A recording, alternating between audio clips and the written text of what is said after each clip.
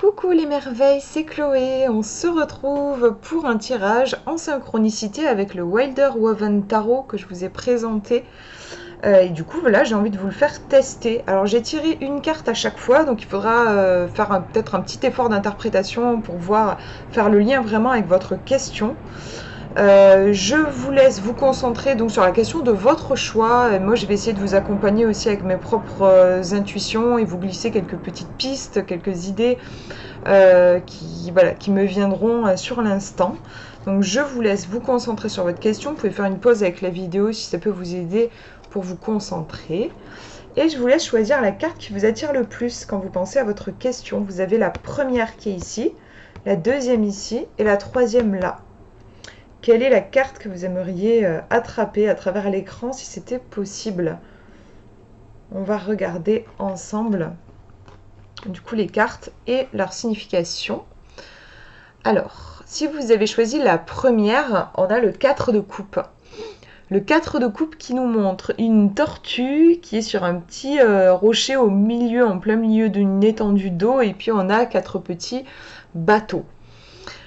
Les coupes, on est plutôt sur de l'émotionnel, on voit qu'on est sur l'élément eau, et le 4, on a une stabilité. Alors ça peut paraître paradoxal, justement, l'eau qui est plutôt un élément qui bouge, qui a une certaine souplesse, entre guillemets, si on peut dire ça. Enfin, genre, vous mettez un caillou, enfin l'eau va s'adapter, va passer, enfin vous voyez ce que je veux dire quoi. Et il y a un côté fluide. Et le 4, c'est un peu les 4 pieds d'une chaise. Pour le coup, il y a beaucoup de stabilité. Donc en fait, on a un truc très stable, voire un peu rigide, qui vient rencontrer quelque chose ou qui évolue plutôt dans un élément, un espace, un univers qui est plutôt fluide. Du coup, l'un dans l'autre, qu'est-ce que ça peut donner? Mais en fait, c'est plutôt inconfortable. J'ai l'impression, là, ce que je ressens au niveau intuitif, dans cette carte, il y a quelque chose, comme quelque chose qui s'est figé, alors que la vie nous a invités au mouvement.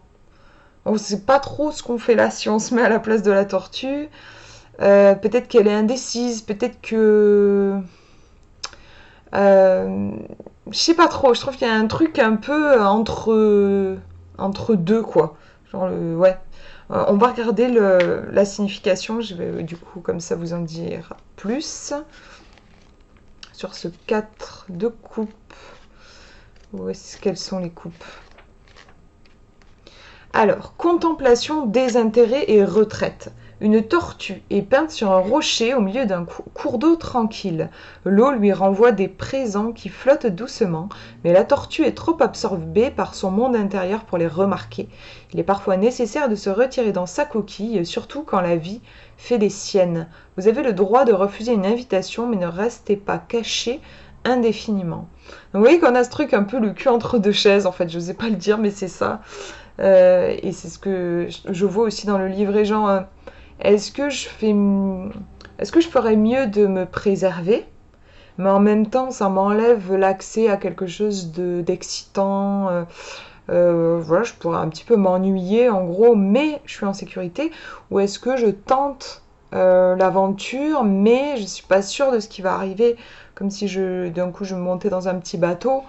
Ouais, où est-ce que ça va me mener? Qu'est-ce que je vais rencontrer sur ce chemin? C'est qu'on est sur une tortue, on a quand même la notion de carapace, donc de protection. Par rapport à votre question, vous pourriez être dans ce genre d'hésitation entre protection et je tente l'aventure. Il y a quelque chose qui, pour le moment, est un petit peu bloqué. J'ai l'impression, justement, on est plus dans le bas. En fait, j'arrive pas trop à savoir, du coup, je reste sur la berge, j'ose pas me jeter à l'eau. En fait, je crois que c'est ça.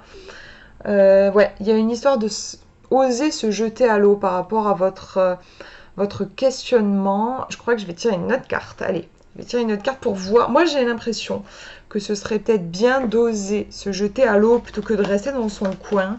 Mais on va vérifier. Je vais tirer une autre carte pour voir cette tortue. Qu'est-ce qui serait vraiment bon pour elle? Cette petite tortue, ouais, ben ouais, faut qu'elle prenne son envol. Donc oui, c'est très clair. Je ne veux même pas lire la signification parce que voilà. Ouais, par rapport à votre question, vous avez besoin un petit peu D'oser sortir peut-être d'une zone qui vous sécurise pour tenter autre chose. Là, tant que vous restez sur ce que vous connaissez, les choses ne pourront pas vraiment bouger. C'est une invitation là vraiment à partir à l'aventure, à prendre des risques, à, oui, j'ai l'impression qu'avec le 4 de coupe, on a un petit peu comme de la vulnérabilité, de la timidité, quelque chose de sensible en fait. Et c'est intéressant parce que avec l'hirondelle, on peut retrouver un côté sensible, un côté rêveur. Moi, l'oiseau me renvoie au ciel et donc à la rêverie. Peut-être qu'on vous dit que vous pouvez effectivement passer à l'action tout en respectant votre nature de rêveur, en passant à l'action par exemple, en faisant une action qui va dans le sens de votre nature, par exemple.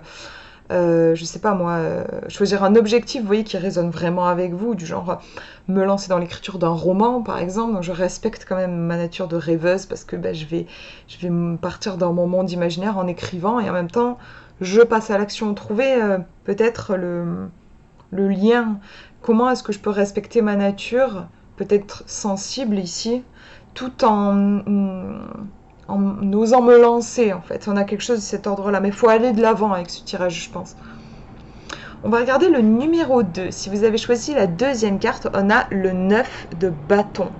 Donc on voit un petit, je sais pas trop ce que c'est un petit scarabée, un petit, c'est pas un scarabée, non, je pense pas, un petit insecte en tout cas, sur un bout de bois. Il est en train de grimper. Donc il a peut-être envie de prendre de la hauteur. Il y a en tout cas au niveau de cette énergie il y a quelque chose qui va vers le haut. Je vous fais une interprétation complètement intuitive là, je fais pas attention à la signification de base de la carte.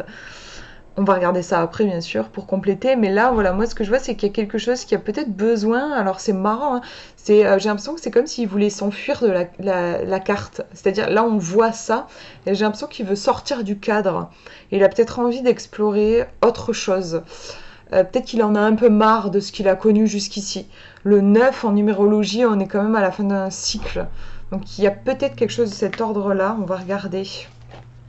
Le 9 de bâton, on est sur le feu aussi, je me dis peut-être que, je sais pas, il y a quelque chose qui... Il a fait le tour d'une situation. Le feu, bien sûr, ça brûle et peut-être que voilà, il a fait le tour de quelque chose qui maintenant genre comme si ça bouillonnait dans la marmite, ça fait trop, il a envie d'autre chose, il a envie de neuf, il a peut-être envie de plus de fraîcheur aussi. Qu'est-ce qu'on nous dit sur notre 9 de bâton? Endurance, résistance, fatigue, ça c'est les mots-clés. 8 grands pins occupent l'espace au loin, symbole de la barrière déjà franchie. La punaise, c'est une punaise, la punaise de pin y a laissé des pattes, mais elle lutte contre la fatigue pour entamer son ultime ascension. Son voyage est presque terminé, un doux murmure lui souffle de garder courage. Donc ouais, il y a de la fatigue, il y a quelque chose qui a été accompli là. Votre destination est en vue, mais votre esprit souffre d'épuisement. Avez-vous les ressources pour continuer ou devez-vous d'abord guérir et renflouer vos réserves? Ouais, il y a la notion d'épuisement. Moi, j'avais l'impression qu'il y avait comme un trop-plein, en fait. Il y a quelque chose que ça fait trop, qu'on n'en a plus envie, qu'il faut laisser partir, laisser aller. Et dans le livret, on nous parle pas mal de... En fait, moi, j'ai l'impression que c'est comme si on avait trop tiré sur la corde, sur un certain point. On est épuisé et on a besoin de se nourrir avec autre chose. Ouais, comme si l'image qui me vient, c'est comme si on avait fait une indigestion d'un truc en particulier. Ça veut pas dire qu'il faut plus manger, mais en tout cas, ce truc-là en particulier, je crois qu'il va falloir le bannir de notre alimentation pendant un bon moment, quoi. Vous voyez la métaphore, on a trop abusé de quelque chose. Peut-être que vous avez, je sais pas, oui, trop tiré sur la corde à un certain niveau dans votre vie. Ça veut pas dire qu'il faut tout arrêter, mais peut-être des fois c'est important en effet de faire une pause et ensuite de voir avec quoi vous pouvez vous nourrir, quelque chose qui va faire plus de sens pour vous. Je pense qu'il y a quelque chose de cet ordre-là. Donc par rapport à votre question, il y a votre énergie ici qui est pointée du doigt par le tarot. Attention à votre énergie, ne vous épuisez pas. Pensez à prendre soin de vous, à vous nourrir avec des choses qui font du sens pour vous. Avancez à votre rythme, n'essayez pas non plus de brûler les étapes. Il y a quelque chose comme ça. Il y a quelque chose qui doit prendre fin. Si votre question va dans le sens d'une clôture, c'est un oui. Là, il y a besoin de clôturer un truc qui vous a fatigué, je pense. Et pourquoi pas, il y a un besoin peut-être de prendre des vacances, ouais, pour se régénérer, il y a quelque chose comme ça. Avec le feu, on est là aussi sur la flamme intérieure, votre feu vital qui est peut-être un peu, qui a été un peu malmené. C'est marrant, je parlais, en fait, je ressens à la fois comme un trop plein et en même temps un manque quelque part. Comme si vous vous étiez trop, voilà, trop nourri d'un truc et en même temps vous auriez besoin peut-être d'autre chose.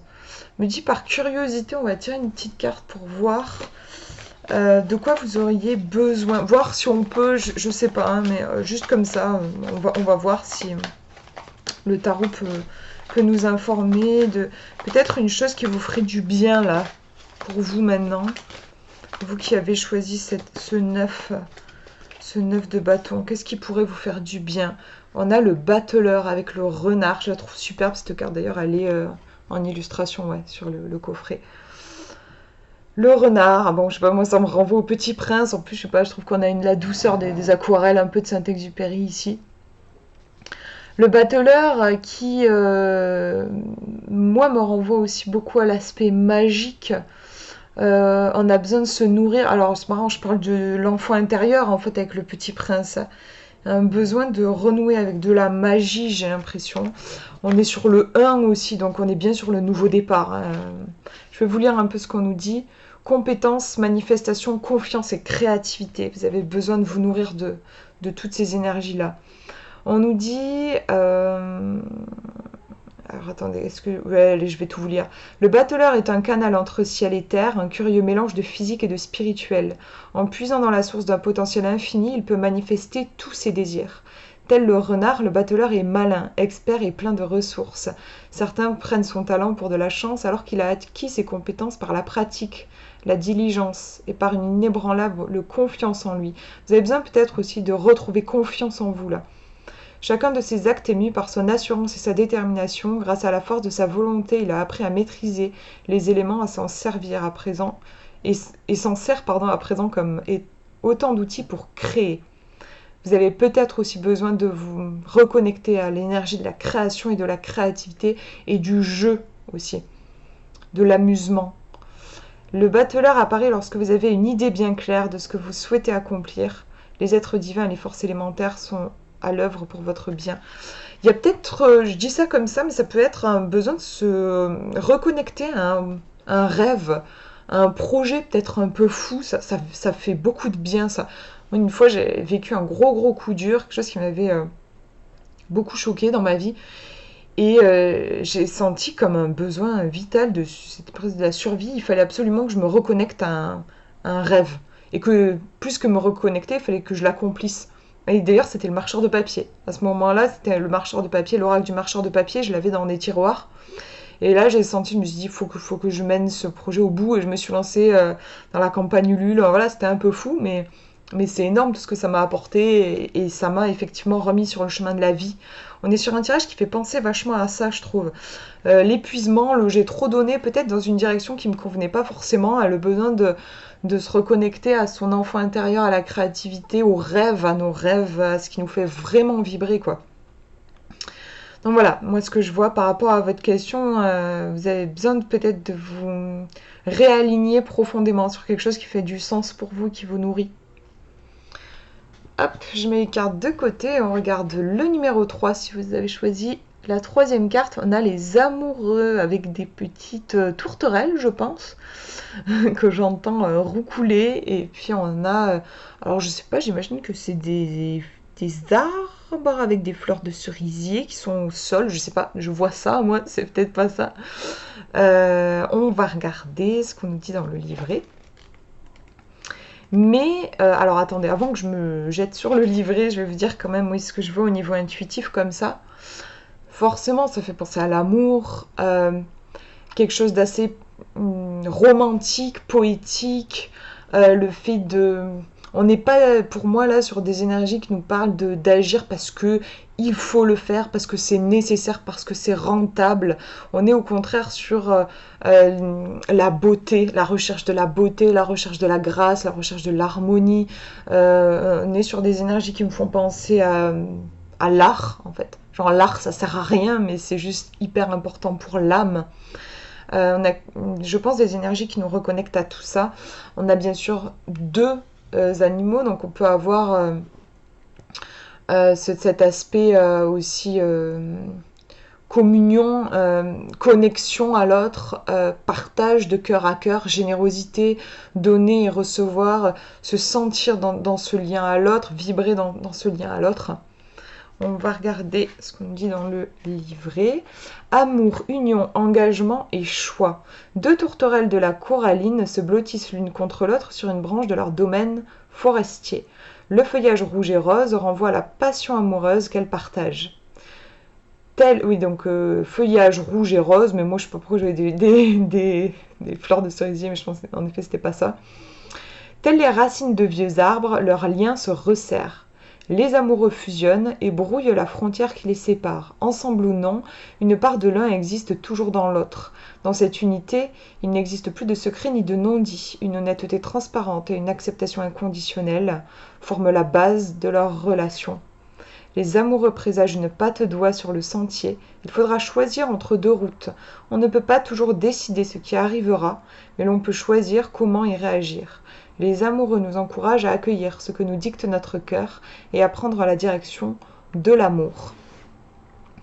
Donc oui, on a aussi la notion de choix qui apparaît et d'engagement avec la carte des amoureux. Oui, choisir d'être avec telle personne, enfin voilà, ça, comment dire, ça... j'ai pas le mot, ça va entraîner aussi une foule de conséquences. Il y a cette notion quand même aussi, oui, d'engagement.